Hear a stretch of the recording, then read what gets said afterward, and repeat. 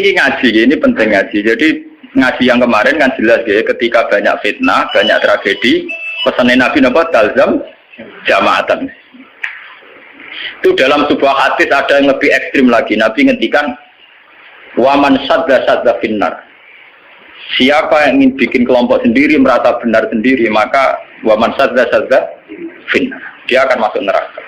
Bismillahirrahmanirrahim. Ini kalau terangkan. Terus ini terus ngaji wingi sing teng Bukhari. Ngaji ini untuk konteks ini bersifat tertutup. Jadi yang tidak ikut ngaji, buatan usah. Kalaupun dengarkan rekamannya harus dipandu ya, karena ini sensitif. Hadis fitnah itu dimulai dari tragedi-tragedi yang akan dialami umat Islam. Terus di akhir hayatnya Nabi itu sering ngendikan bahwa urusan kalian yang akan datang itu yuradu aliyah, semuanya pernah ditampilkan kepada saya, termasuk tragedi-tragedi kemanusiaan yang akan dialami umat ini. Itu di akhir-akhir hayat Nabi sering ngendikan bahwa saya sebagai Nabi, sebagai Rasul, yuradu aliyah amrukum, termasuk semua dipintaskan ke saya, ditampilkan ke saya. Jadi, sehingga Nabi melihat umat akan mengalami apa itu ya kayak melihat video, melihat TV. Termasuk tragedi KPT Said Husain. Nah, ketika itu sudah menjadi keputusan Tuhan, keputusan Allah, Nabi itu hanya bisa memandu secara syariat. Tapi Nabi tidak bisa merubah itu sebagai takdir. Ya kalau mukadimah ini, Nabi sebagai Nabi, karena itu sudah diketahui sebagai takdir Allah itu, ya hanya melihat itu sebagai takdir. Tapi tidak bisa merubah takdir itu, hanya memandu secara syariat. Nah, panduan secara syariat itu dimulai dari misalnya sataf tariku umati salasan wasabina firqah, bahwa umatku nanti akan menjadi 73 kelompok, semuanya sesat di neraka kecuali satu. Ya, Nabi hanya punya panduan satu, itu siapa ya Rasulullah? Qol ma'ana alihil yawma wasabi, orang-orang yang berpegangan sunnah saya dan sunnah para sahabat. Nah, itu banyak hadis-hadis di akhir hayatnya Nabi itu sering pesen begitu. Nah, coba tengah sini jenengan kalkulasi maling. Ini kan teng Bukhari diterangkan ketika banyak fitnah itu ngendikane Nabi ini kan dipandu talzam jama'atal muslimin, kita harus ikut mayoritas. Ini urung ono tenan. Apapun kecewa sampeyan terhadap komunitas tertentu atau partai tertentu atau ormas tertentu, kita harus ikut mayoritas. Sebenarnya kalau ngaji temputi-temputi saya bilang, saya sebagai orang alim, kemungkinan saya itu kalau tidak NU ya Muhammadiyah, selagi NU Muhammadiyah itu mayoritas, ya saya kalau tidak NU ya apa? Muhammadiyah. Partai juga gitu, saya ikut partai yang mayoritas, yang mainstream, yang umum-umum. Karena bisa dihitung ya, kalau setiap kebenaran itu diekspresikan lewat partai atau lewat ormas tertentu, berapa sih kebenaran bisa kita lakukan? Kita tidak usah nyebut contoh ya, misalnya sampean meyakini satu kebenaran A dan B, kemudian bikin partai, paling banter kamu sebagai manusia atau hanya bisa melakukan A dan B. Ada partai tertentu yang ingin memperjuangkan kebenaran tertentu, paling banter hanya memperjuangkan 1-2 bentuk kebenaran. Nah, masalahnya ketika semua ini punya ruang gerak untuk bikin kelompok, kelompok ini akan menjadi banyak dan nggak terkendali. Semuanya punya bendera sendiri, punya partai sendiri, punya ormas sendiri. Coba sekarang itu sampean kalau melihat di berita-berita, berapa kelompok yang atas nama karena Nabi serbanan hitam merasa harus serbanan hitam. Karena ada riwayat bahwa Nabi itu pilokan, terus kemudian mereka kalau sudah pakai pilok merasa mengikuti sunnah Nabi. Yang nggak pakai pilok enggak. Memang Nabi itu pakai semir. Dulu semua riwayat mengatakan Nabi Abu Bakar semua itu pakai semir. Ya gaul, Nabi lah itu pakai semir. Dan Nabi itu gaul pakai semir. Tapi semir yang sunat itu memang merah. Di kitab-kitab pakai semir yang sunat apa?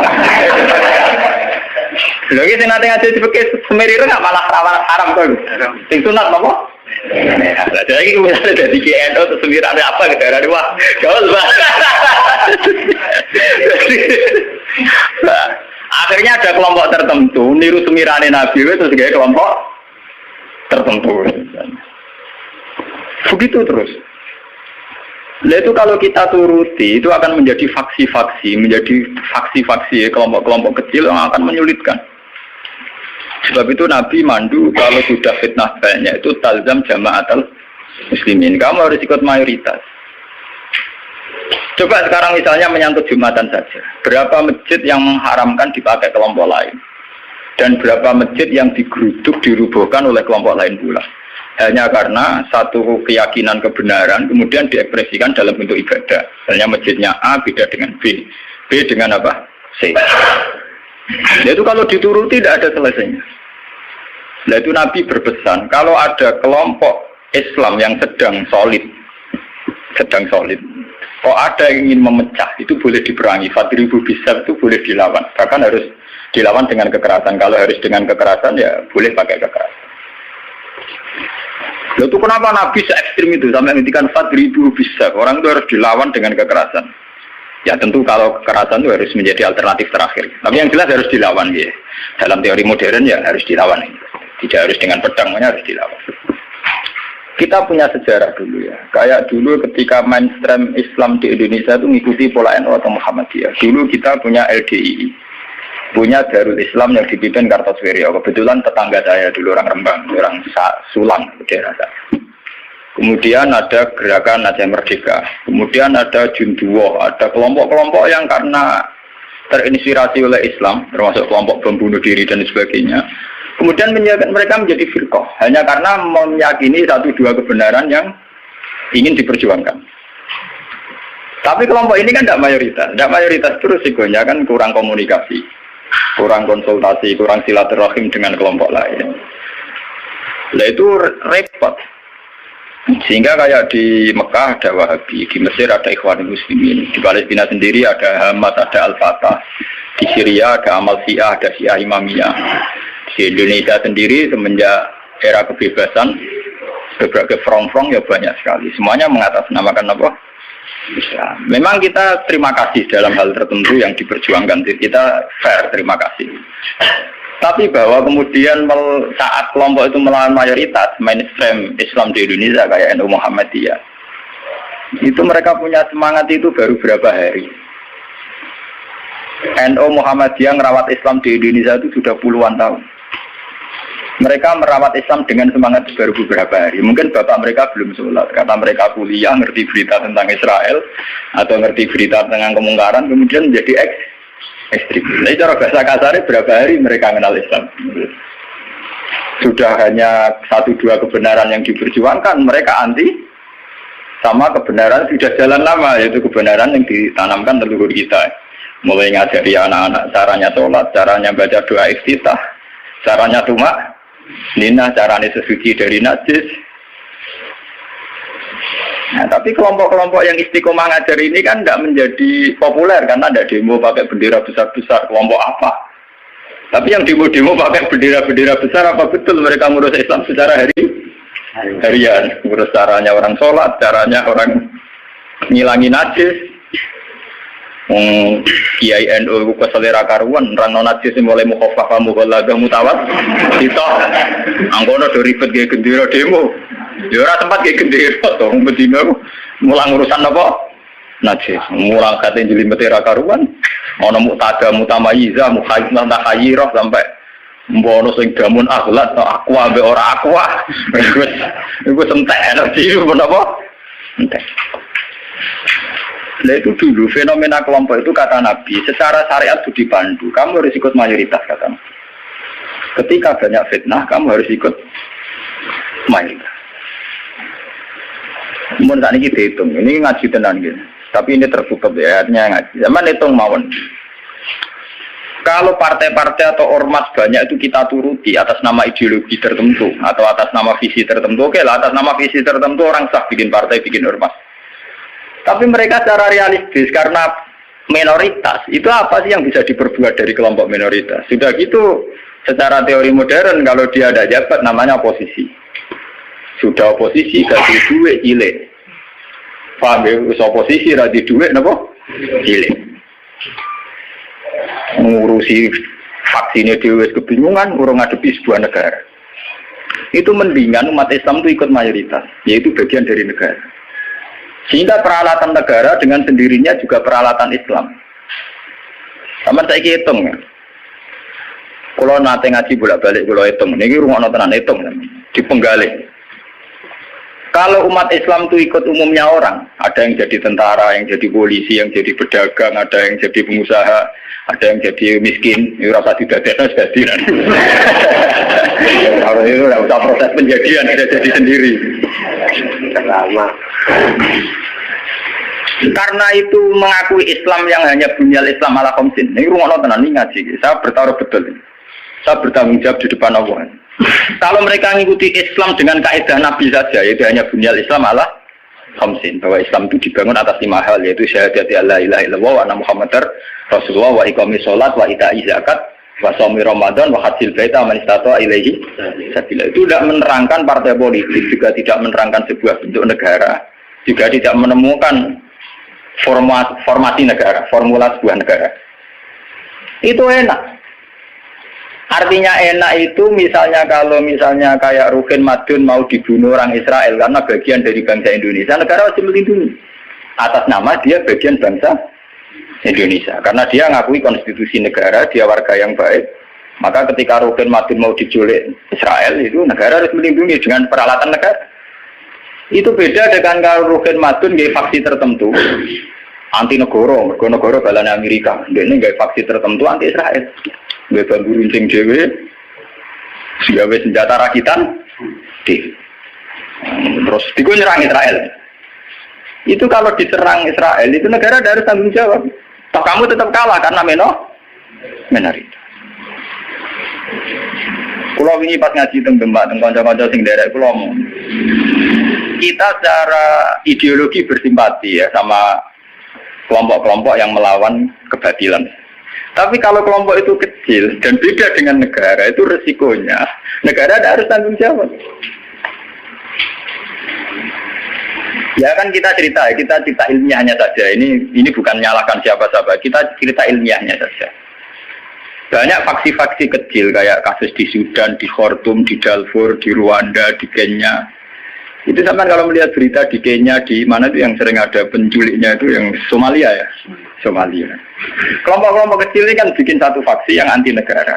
Terus mereka atas nama kebenaran yang diyakini bikin gerakan tertentu.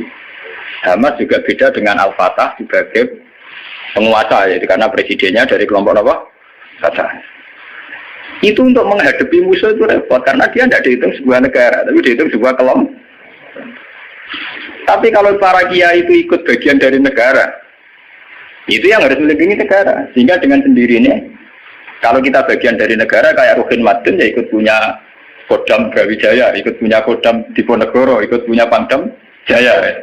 Karena negara harus melindungi rakyatnya dan itu rakyat yang sah karena tidak rakyat yang mau bikin kelompok yang anti negara. Jadi hitung-hitungan strategis. Sebab itu sejarah Wali Songo itu tidak ada yang tidak mengakui sistem negara. Dulu ketika Sunan Ampel itu dapat Ampel Denta itu bagian dari Majapahit.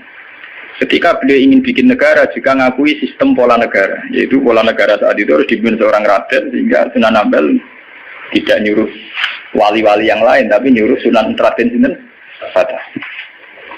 Begitu terus zaman Basim Asy'ari juga ikut Masyumi, mengakui proses bernegara secara konstitusional, sehingga Basim ya ikut Masyumi saja, ke kelompok bagian dari negara.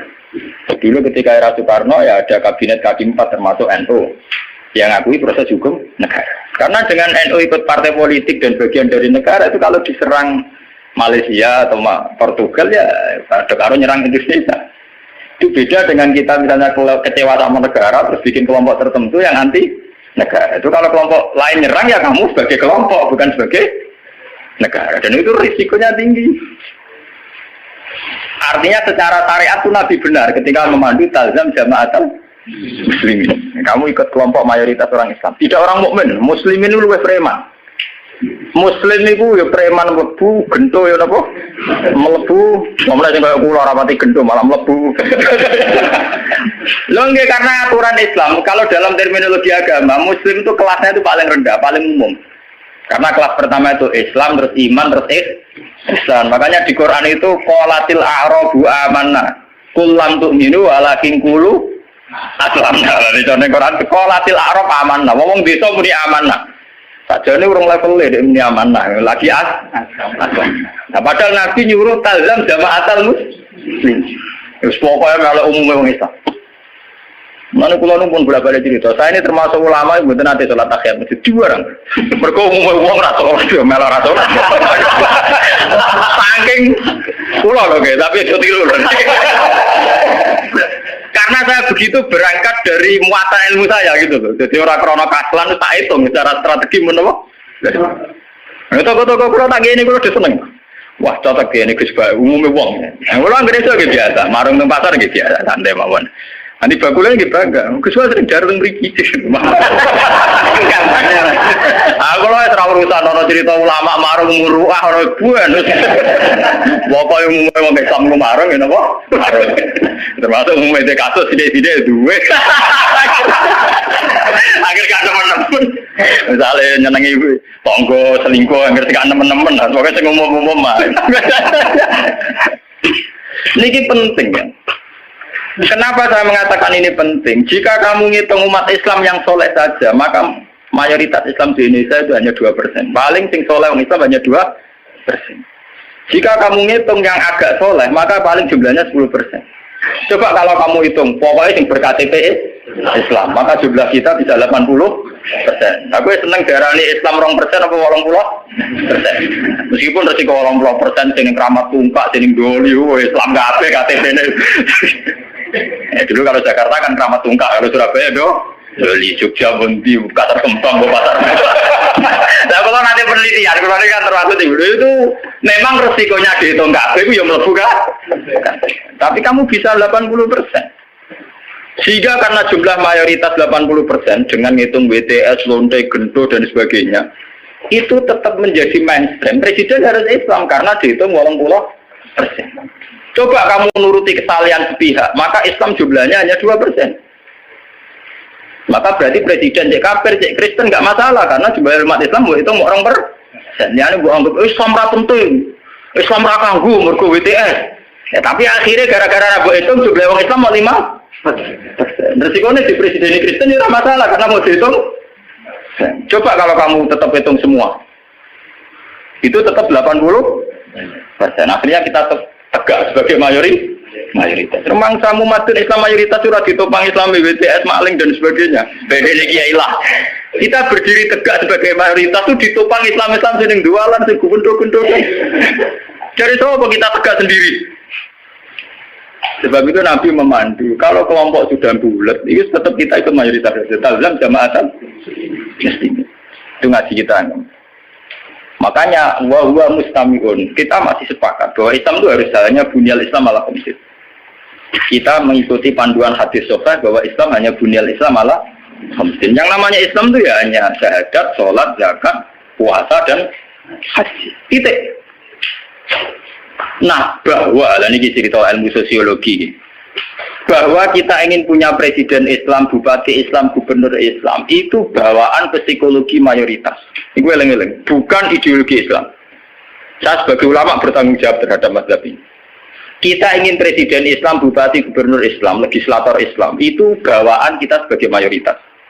Karena kita sebagai mayoritas, tentu presidennya dari kelompok mayoritas, yaitu Islam. Andai kan Islam kita itu di NTT, andai kan Islam kamu itu di Ambon atau di Bali, kamu tidak akan, misalnya Madun sekarang di Bantul, tersinggung ketika bupatinya ada Islam. Coba kalau kamu ditektir jadi orang NTT, paling bupati ini Kristen, yang penting nggak berbuat masjid. Misalnya Mustafa begini, hidup di Amerika, dia paling pikirannya kan, dia tidak mensyaratkan presiden Islam, ya nyarat gubernur Islam, yang penting nggak ngusir wong Islam. Tapi saat dia Bantul karena mayoritas, dia mensyaratkan bupatinya. Nah, itu bukti bahwa keinginan kita punya bupati gubernur Islam itu bawaan bawaan psikologi mayoritas, bukan bawaan ideologi Islam. Kalau Islam ya hanya bunyal Islam ala khamsin. Bangunan Islam ya hanya 5 itu. Bangunan iman ya hanya 6 itu. Paham ya? Nah, sama nggak usah teruskan. Kalau gitu partai politik Islam penting dan itu sensitif, nak takut ngono sensitif. Mau balik ngaji ini sensitif. Senengane kok takut sing sensitif. Takut sing umum wae.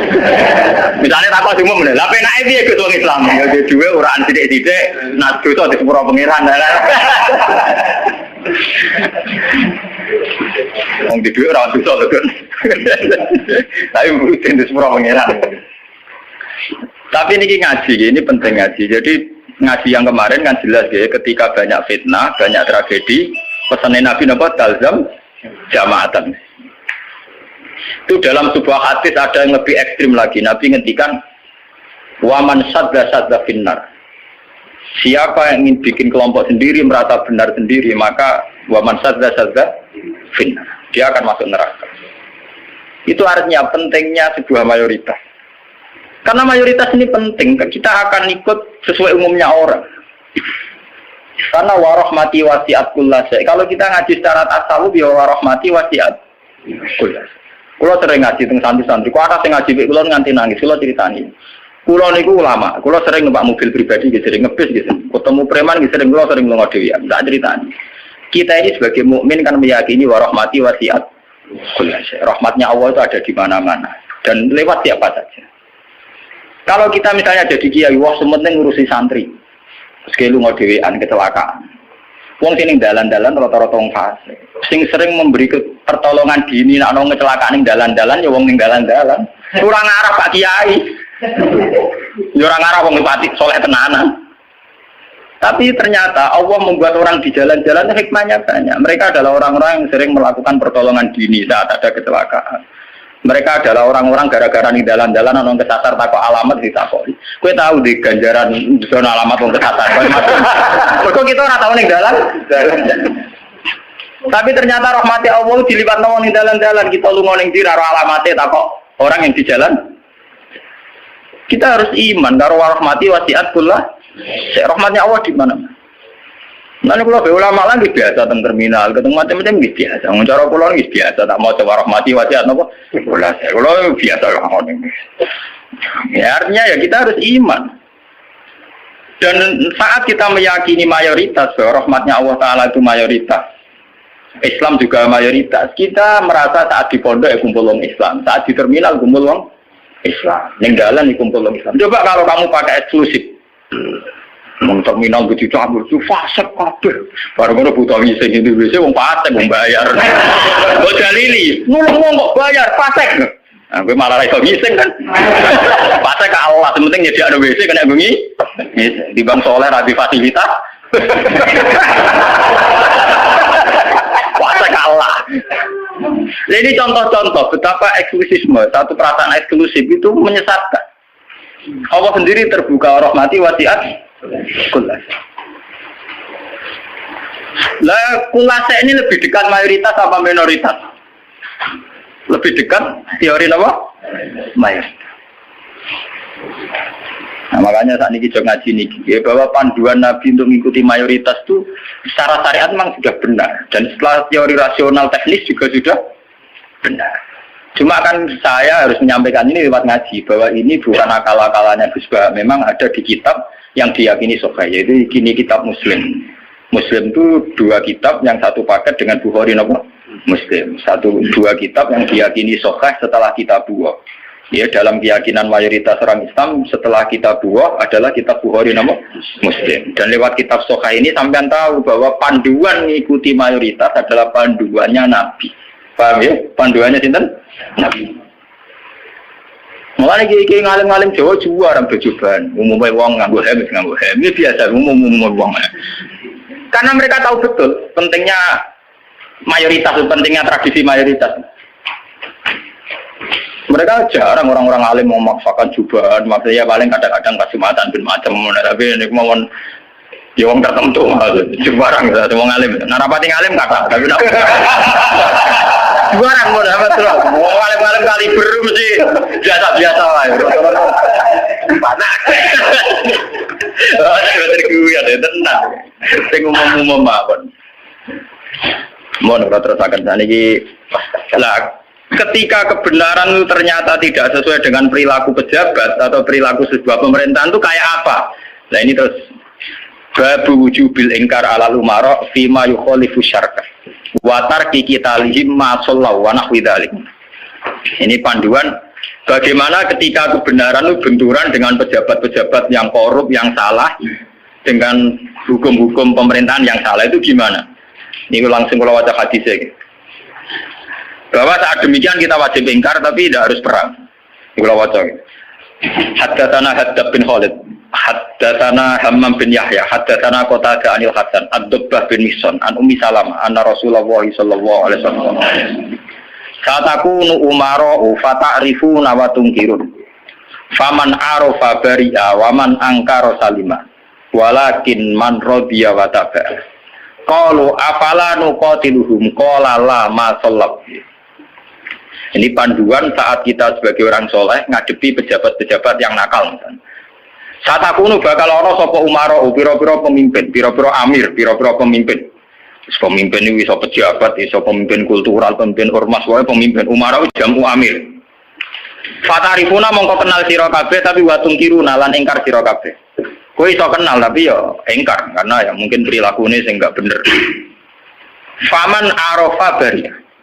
Faman mongko te sapane wong arafa gelem kenal sapa man bariya mongko bebas sapa man. Maksudnya kenal ya terus iso milah-milah mana yang baik mana yang buruk. Waman te sapane wong angkara iku ingkar sapa man salima mongko selamat sapa man. Kowe ra kenal bupati atau gubernur atau pejabat sing korup sing nakal. Iku sing ingkar selamat. Lah sing ra selamat sapa? Melane mati korupsi ini iku. Walakin man radiya wa ta. Walakin man radiya, tetapi ini sing ra selamat yo rido cocok wa ta ya anut wah cocok pintan to. Mergo untuk bagi bagian. Ora taruh ono to biasa wae. Biasa wae perkara ngene ae. Walakin man radiya napa? Wa ta. Lah ini antike Nabi. Beliau yaitu tadi ikut mayoritas.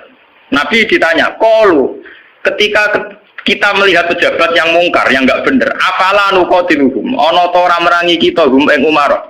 Napa boten diperangi nawon ya Rasulullah? Kudeta mawon." Ora gak usah Nabi la ojo. La ojo. Masallah selagine mereka iso salat.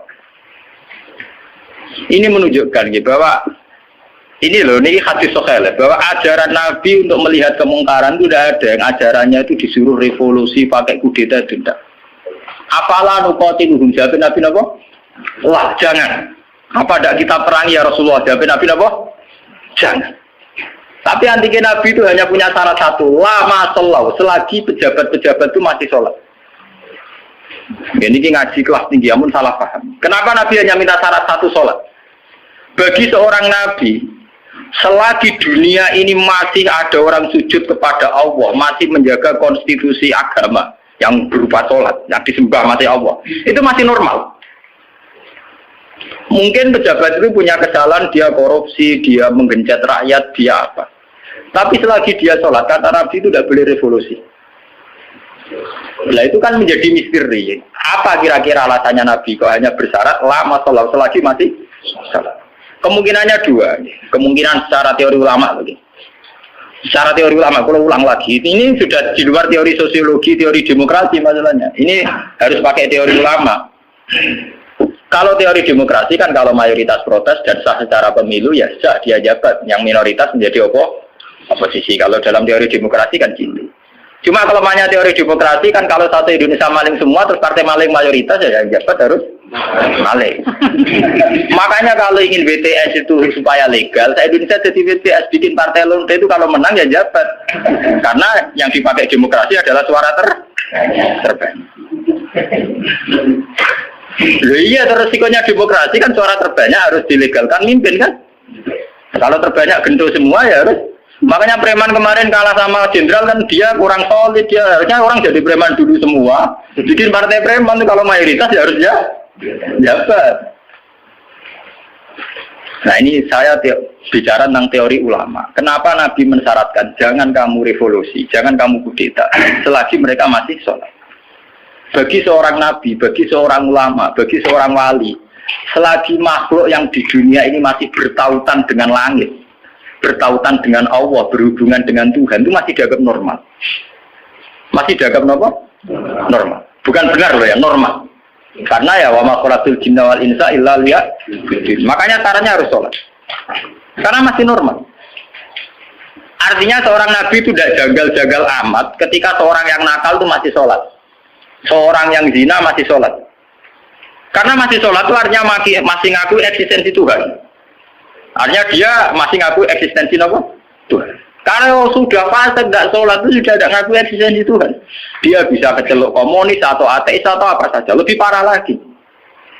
Itu kenapa sirinya, kenapa dosa syirik begitu tidak diampuni, dianggap dosa terbesar karena memungkiri eksistensi Tuhan. Selagi orang masih sholat itu ngaku eksistensi Tuhan. Ya zaman saya ingin mikir. Nah, tapi korupsi kan menyengsarakan rakyat. Korupsi itu menyengsarakan rakyat dalam konteks rakyat yang nggak punya ketahanan. Karena misalnya APBD dikorupsi bupati sehingga tidak ada pembangunan Bantul atau Sleman atau negara mana. Paling banter sarana umum yang terbengkalai. Tapi masyarakat yang punya ketahanan hidup secara baik, dia punya pertanian yang baik, punya perdagangan yang baik. Itu pejabat korupsi hanya dia dosa saja dengan Tuhan karena rakyatnya punya ketahanan sendiri. Makanya Nabi berpesan semua kesalahan itu dimulai dari masyarakat tidak punya ketahanan. Alaikum anfusakum la yadurrukum man dhalla idza tadi. Kalau kita sudah miskin, pejabatnya korup, kita tambah miskin karena kita kayanya menggantung kebijakan negara. Misalnya lewat BLT, lewat sarana umum, lewat pekerjaan massal. Tapi kalau kita sudah kaya, pejabat korupsi itu hanya salahnya dia dengan negara. Tidak punya akibat ke kita karena kita sudah kuat. Jadi ya, pejabat korupsi itu salah, sampai dengan salah. Tapi jangan katakan bahwa korupsi sumber segala bencana, enggak. Sumber segala bencana adalah saat individu cara hidup tidak sehat, cara berekonomi tidak sehat. Ingat itu, dalam aturan Islam kullukum ra'in, bahwa kalian pemimpin pada diri sendiri. Saat diri sendiri kita tidak kuat, dengan kesalahan orang lain kita rentan. Bahkan saat dimiskin, tanpa dimiskinkan, kita sudah miskin. Kata siapa kalau pemiskinan negara ini karena salahnya Orde Baru? Madun rawat ana sing miskin, miskin dhewe. Roken rawat ana sing miskin, miskin. Idam Samawi rawat dolim ning Roken wis kere. Berarti kekerean ini bukan kesalahan kebijakan pemerintah. Kesalahan SDM kita kan. Memang pemerintah ikut memperparah pejabat, tapi jangan katakan begitu. Wis kali-kali nyalahno awam dhewe. Kita ini tanpa dimiskinkan orang sudah miskin. Tanpa didolimi orang sudah terdolimi oleh perilaku kita sendiri, oleh pilihan hidup kita sendiri. Yang orang salah sing melarat kok melarat.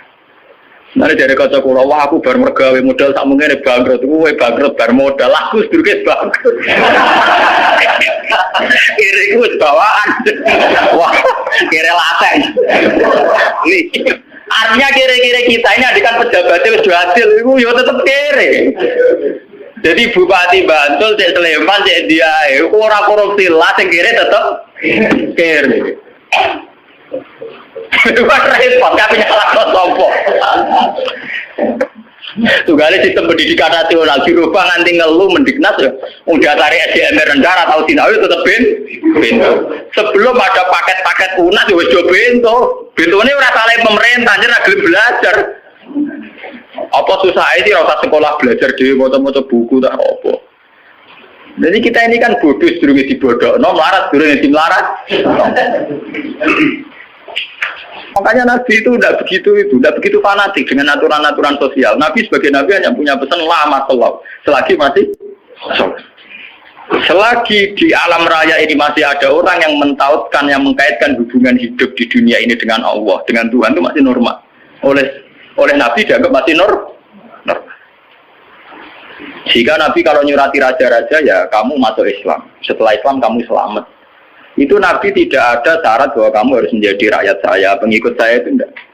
Karena ya seorang Nabi itu hanya butuh supaya dia manusia di alam raya ini punya tautan, punya hubungan dengan hukum Tuhan. Makanya Nabi ngendikan lama sholat, selagi masih sholat. Itu kemungkinan pertama. Kemungkinan kedua, Nabi masih berharap dengan sholat itu, kalaupun dia nakal, tidak nakal-nakal lama. Tidak mungkin seorang yang sholat istiqomah, kemudian nakalnya nakal-nakal lama. Karena tidak mungkin dengan kekuatan sholat itu kemudian menjadikan perzinaan menjadi kebutuhan. Menjadikan minum menjadi kebutuhan. Paling aksiden.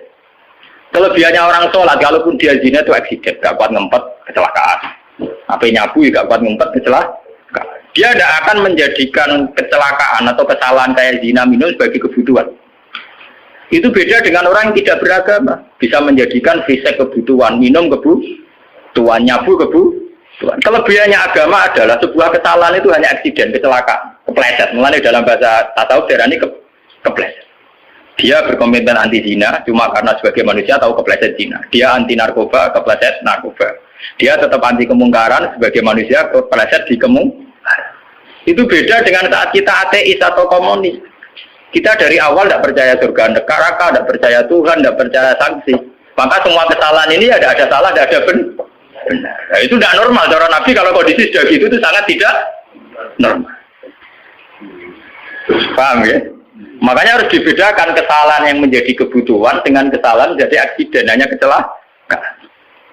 Ya kayak Rokan sebagai sufi ya kan merem, tapi sebagai wong ya kadang kecelakaan dulu orang ayu. Tapi dia yakin itu dosa, yakin dan ya istighfar. Itu kelebihannya agama kan gitu. Orang ya di ruang salah tapi balik meneh, salah balik meneh. Makanya bahasanya orang agama itu kan munib, orang yang mudah kembali. Ya karena kesasar barang mulai meneh. Jadi munib, rojak. Agama itu ya syaratnya kan gampang kok, munib, ya mudah kembali. Kesasar tidak balik meneh, kesasar meneh balik meneh. Lah sing repot nak ucul tenan ya. Ora mun parah dah niku. Makanya Nabi hanya punya syarat sholat. Maksudnya sholat ya itu terus sekarang saya buka lagi kemungkinan ketiga. Sholat di situ itu bisa bahasa secara personernya menyebut satu bentuk, ya bentuk sholat. Ada mungkin artinya itu institusi ibadah. Apa institusi apa? Ibadah. Selagi mereka masih membolehkan orang sholat atau selagi institusi agama itu masih boleh jalan. Karena kita hidup di negara macam-macam. Kalau di Indonesia presiden tidak sholat itu jelek. Coba kalau sampean warga Singapura atau sampean ditegur menjadi warga Thailand. Tentu kita sebagai muslim dipatani di Thailand hanya bersyarat yang penting pemerintahan tidak memberangus masjid. Yang penting pemerintahan tidak mengganggu aktivitas masjid. Makanya masalah saja artinya selagi tidak menghalangi institusi agama yang bernama sholat. Biasa saja pejabatnya itu tidak sholat. Kayak kita misalnya ditegur dari warga Thailand atau kita warga Singapura. Mungkin PM-PM-nya tidak sholat, pejabatnya tidak sholat. Tapi masalah bagi kita saat tidak sholat melarang orang sholat. Dan tidak menjadi masalah kita saat mereka ada sholat, tapi tidak melarang institusi sholat. Paham ya? Artinya selagi masih tidak menghalang-halangi institusi agama yang bernama sholat, itu kita tidak usah revolusi. Kecuali kalau sudah menghalang-halangi sholat. Makanya di Quran diterangkan, masalah perang itu harus kita lakukan ketika ada lahu dimat suami wa biya'u wa sholawat wa masajidu yudkaru fiha smuwahi katsira. Itu hebatnya Quran. Jadi dari awal Quran itu ingin sekali gak ada perang, kecuali kalau simbol-simbol agama dihalang-halangi, dihanguskan. Makanya di Quran nonton ayat walau la daf'u hinna tabadhum ribadil lahu dimat suami wa biya'u wa sholawat wa mata jika yuzkaru fiha smuwahi katsira wa la yansurunallahu mayyan. Oke, ada perang kalau simbol-simbol agama, institusi agama sudah dilanggar. Yaitu misalnya masjid tidak boleh berdiri, orang tidak boleh sholat. Nah kita sebagai ulama, sebagai seorang muslim, perhitungan kita sederhana. Selagi bangsa Indonesia atau pejabat Indonesia tidak menghalang-halangi institusi yang bernama sholat, ibadah, kita harus mengakui itu pemerintahan yang sah. Karena kita sebagai orang yang beragama, hitung-hitungan kita sholat saja. Orang untuk duit atau orang pokoknya kalau itu hitung-hitungan ya. Aku nak umat ulama itu ya, umat ulama yang ini gitu. Nah umat gendone ya ngitung duit. Ya karena umat. Mari dosane kan mau accident, cuma kecelakaan. Orang laten, orang dosa apa? Kan rum komunis kan kita ada komunis orang. Makanya lama sholat itu bisa saja artinya yang penting institusi sholat itu tidak terganggu. Makanya banyak dulu ulama-ulama dulu yang hidup di Tashkent, di Azerbaijan. Dulu Imam Bukhari itu orang mana? Sampai kira orang Bukhari itu orang Mekah atau Madinah? Tidak, dia orang Azerbaijan. Sekarang ikut Tashkent. Makanya kalau kitab-kitab dulu namanya Samarkandi itu Tashkent. Sekarang kalau tidak ikut Ukraina atau Azerbaijan, mereka kawasan sana di Bukhara. Itu dulu ya biasa saja mereka punya raja yang tidak Islam atau apa. Biasanya taruhannya saja itu baik, tidak menghalangi orang sholat. Makanya dulu Nabi ketika di Mekah ya biasa hijrah ke Habasah ke Ethiopia. Saat itu rajanya tidak Islam. Nabi mengira diperlakukan secara baik. Artinya saat Nabi beragama tidak dilarang. Ternyata di Ethiopia, di Habasah saat Nabi beragama dilarang. Nah, artinya ukurannya itu tidak harus Islam, tapi yang penting saat kita beragama jadi halang-halangi. Paham ya? Dalam tarikh kita kan begitu tuh. Makanya Nabi perhitungannya satu. Dalam kekecewaan kita terhadap pejabat, terhadap pemerintah, yang penting jangan ada kudeta, jangan ada revolusi yang berdarah-darah. Lama selalu, selagi masih ada sholat. Makanya kemungkinannya itu kalau dalam konteks Indonesia pejabatnya sholat, kalau dalam konteks non-Islam, yang penting pemerintahnya tidak menghalang-halangi orang sholat. Misalnya kayak di Amerika, di Eropa itu kan masih banyak yang baik, itu masjid tetap boleh berdiri, aktivitas Islam boleh. Itu masih normal ya. Dalam pandangan Nabi begitu itu masih apa? Normal. Nah, lewat ngaji ini biar jenengan tahu betul bahwa sebetulnya kita sudah punya panduan politik. Ya, panduan politik, panduan sosial itu kita sudah punya dari Nabi. Ya masalahnya roh tak orang betul dan roh kita tak orang lain tak ulang mulanya tak ulang mulanya kita ulang. Pentingnya ngaji ini biarnya kita tahu. Sebenarnya panduan-panduan itu sudah ada. Nah, bodohmu orang dibodohno wis bodoh lha kemarin perkara. Melarat dene tim larat wis napa? Mbok melarat ngenteni tim laratno wong. Jadi keren. Nah, aku buang perut mari dhuwitku dibodohi wong keren. Tawangane marate ngenteni dibodohi wong. Aja sampe ora tau ana sing bodohi wis malah parah. Ora tau dibodohi, ora tau bisnis kok melarat.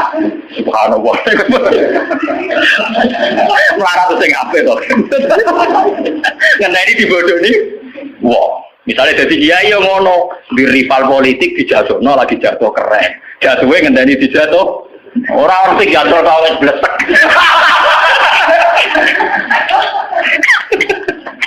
Mau ya jatuh ngenteni sing jatuh no apa kan lumayan, tawangannya orang sing dikabing hitam. Mau di saya jadi kiai gara-gara disaingi ku terus ambles, orang sing nyai kok ambles lah. Mana jatuh sing terhormat, melarat atau sing sopan tidak urip. Jadi walakin marrodia wata. Kalau pada mater sopo sahabat apalah nukotilu, mono orang merangi kita ing umaro. Jabe Nabi kolala, gak usah revolusi, gak usah perang mah. Sallallahu lagi sholat dan Al-Fatihah. Terima kasih telah menyimak video kami. Dan jangan lupa pencet lonceng dan tombol subscribe-nya. Terima kasih.